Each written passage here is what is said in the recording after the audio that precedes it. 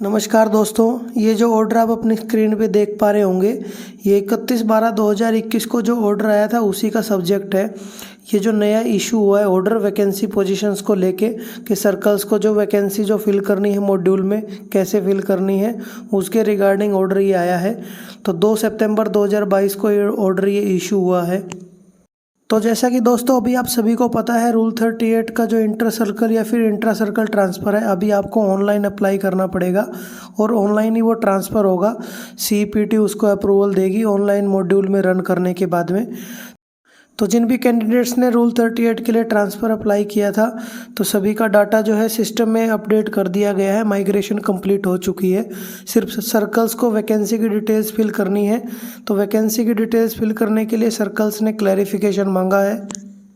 तो उसी के रिगार्डिंग दोस्तों ये ऑर्डर आया है। तो चलिए ऑर्डर को बता देते हैं। मैं कृष्ण शाह रावत एक बार फिर से आप सभी का स्वागत करता हूं आपके अपने YouTube channel post info and fun पे।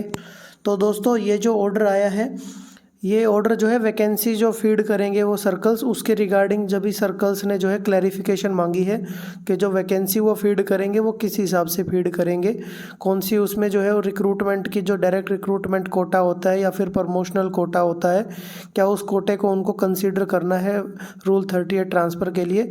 तो उसी के रिगार्डिंग ये ऑर्डर है आपका।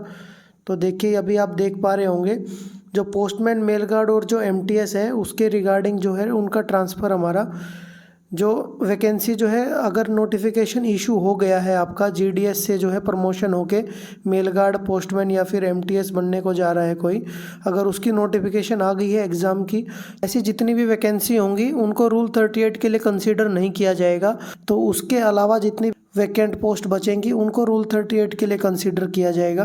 तो डिपार्टमेंटल जो एग्जामिनेशन होगा GDS से, जो पोस्टमैन, मेल गार्ड या फिर MTS, उन सभी की वैकेंसीज़ को फ्रीज करके डिविजन्स को बोला गया है सिस्टम में इंटर सर्कल या फिर इंट्रा सर्कल दोनों के लिए उनको 0 फीड करनी है वैकेंसीज़ की डिटेल्स। और ये सेकंड आप देख रहे हैं पोस्टल असिस्टेंट, ये शॉर्टिंग असिस्टेंट, ये भी प्रमोशनल कोटे के लिए है।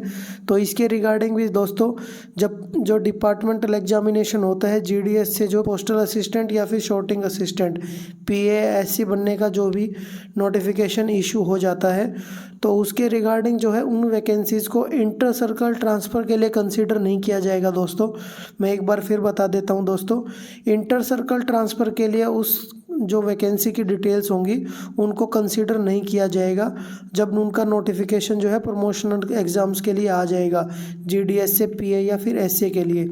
लेकिन अगर आपने इंट्रा सर्कल ट्रांसफ़र किया है तो इंट्रा सर्कल ट्रांसफ़र के लिए उनको कंसीडर किया जाएगा। जितनी भी वैकेंसीज़ होंगी जिनको GDS से PA या फिर SC बनना होगा, उन सभी वैकेंसीज़ को कंसीडर किया जाएगा रूल 38 ट्रांसफ़र के लिए, सिर्फ इंट्रा सर्कल ट्रांसफ़र के लिए, क्योंकि इंट्रा सर्कल ट्रांसफ़र से जो है वैकेंसी की स्ट्रेंथ पे कोई फ़र्क नहीं पड़ेगा। तो इसी के रिगार्डिंग डिविजन्स को बोला गया है कि डिवीज़न जो है सभी PA SC की जो वैकेंसीज़ हैं प्रमोशनल कोटा की, सभी की डिटेल्स उसमें डाल सकते हैं मॉड्यूल में।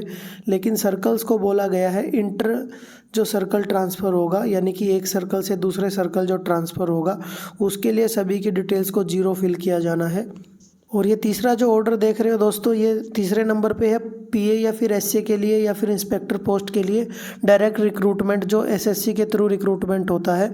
तो इसके लिए भी दोस्तों बताया गया है जो डायरेक्ट रिक्रूटमेंट जो 2019, 2020 और 2021 के लिए जो वैकेंसी की डिटेल्स जो है SSC को दे दी गई हैं, तो वो सभी वैकेंसीज़ की जो डायरेक्ट रिक्रूटमेंट की हैं उनको सभी को जो कंसीडर नहीं किया जाएगा रूल 38 ट्रांसफ़र के लिए। तो ऐसी जितनी भी वैकेंट पोस्ट हैं सभी के लिए डिविजन्स को या फिर सर्कल्स को 0 वैकेंसी वहाँ पे फिल करनी है।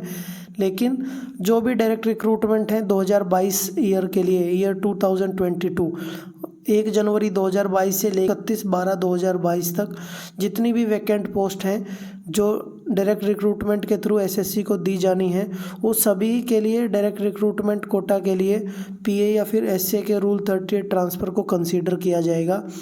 तो समझ लेना दोस्तों, ईयर 2022 के लिए डायरेक्ट रिक्रूटमेंट की जितनी भी वैकेंसीज हैं सभी को रूल 38 के लिए कंसीडर किया जाएगा। तो सर्कल को बोला गया है कि सभी की जो एंट्रीज़ हैं वो मॉड्यूल में वो जो है फिल कर सकते हैं, और सभी का जो है मंथली वाइज वो ट्रैक रिकॉर्ड रखेंगे और सर्कल जब रिक्रूटमेंट की जितनी भी वैकेंसीज़ रहेंगी जब उनको मॉड्यूल में फिल करेंगे तो पिछले महीने तक की जितनी भी वैकेंसीज़ होंगी वैकेंट उन सभी की डिटेल्स वो फिल कर देंगे। जैसे ही नेक्स्ट मंथ आएगा तो नेक्स्ट मंथ में उसमें पिछले मंथ तक की सभी की डिटेल्स को फिल करेंगे।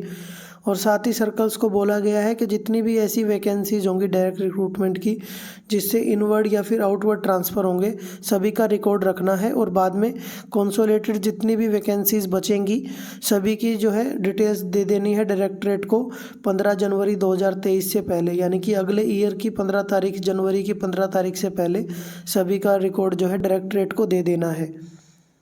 तो उसके लिए समझाने के लिए एक एग्जांपल भी दिया गया है दोस्तों। मान लीजिए किसी सर्कल के पास 100 वैकेंसीज हैं 2022 के लिए डायरेक्ट रिक्रूटमेंट की, तो उसमें से उसके 20 जो हैं वो तो इनवर्ड ट्रांसफ़र हो गए, यानी कि 20 जो है उसके अंदर आ गए ट्रांसफ़र के लिए, और 30 जो है आउटवर्ड ट्रांसफ़र थे। 30 जो वैकेंसीज थी वो कैंडिडेट बाहर चले गए उसके, तो उसको कंसीडर कैसे करना है, तो टोटल 110 कंसीडर की जाएंगी क्योंकि 100 टोटल वैकेंसीज थी, उसमें से 20 जो है इनवर्ड ट्रांसफ़र आ गए तो उसमें से 20 माइनस हो जाएंगी, 80 टोटल बच जाएंगी, और जो 30 हैं वो आउटवर्ड ट्रांसफ़र हो गए, यानी कि 30 जो है बाहर चले गए तो 30 को और कंसीडर किया जाएगा तो 80 + 30 टोटल 110 हो जाएंगी। तो टोटल 110 वैकेंसी जो है वो डायरेक्टरेट को दे दी जाएंगी। तो इस प्रकार से दोस्तों ये को फीड करने के लिए सर्कल्स को सभी को बोला गया है। इस हिसाब से आपको PASA की और MTS वगैरह की पोस्टमैन की सभी की जो वैकेंसी की डिटेल्स है वो आपको फिल करनी है। तो इस प्रकार से दोस्तों ये सभी की डिटेल्स अभी जल्दी से जल्दी फिल कर दी जाएंगी और जो है सिस्टम को जो है रन कर दिया जाएगा। तो आपको जल्दी रूल 38 ट्रांसफ़र है उसकी लिस्ट आपको देखने को मिलेगी।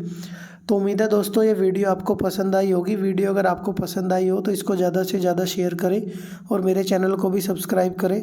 चलिए मिलते हैं अपने किसी और नेक्स्ट वीडियो में, तब तक के लिए धन्यवाद। जय हिंद, जय भारत।